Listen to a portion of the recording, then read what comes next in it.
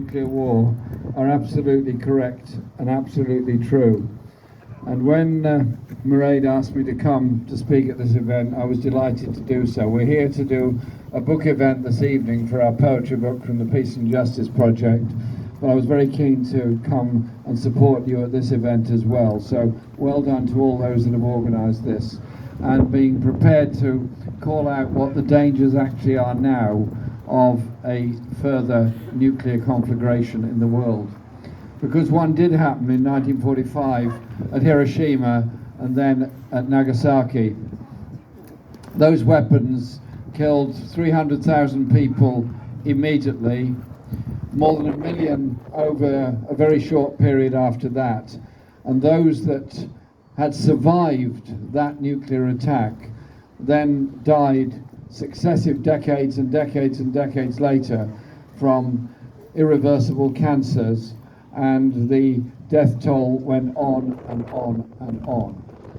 Those weapons atomized people, burnt a whole city, and set us off onto a chain of nuclear testing, nuclear developments, and the dangers of another nuclear war. And those tests that then took place in the 40s and 50s led to the most massive arms race, roughly speaking, between the Warsaw Pact countries and NATO, and the idea that somehow or other there was a defence against nuclear weapons. And then the scientists dreamed up a very appropriate title for it called MAD, i.e. MAD, Mutually Assured Destruction. And those weapons that we now have available by Britain, by the USA, by France, by China, by Russia, would destroy quite potentially the whole planet in a trice. Simply just destruction of it. There's nothing targeted about nuclear weapons, there's nothing tactical about nuclear weapons. They will destroy everything where they land for a huge distance. And it wouldn't stop there. Even places that hadn't been bombed, even areas of the world that weren't either involved in the conflict or affected by the conflict would suffer, because the whole climate would change across the whole planet.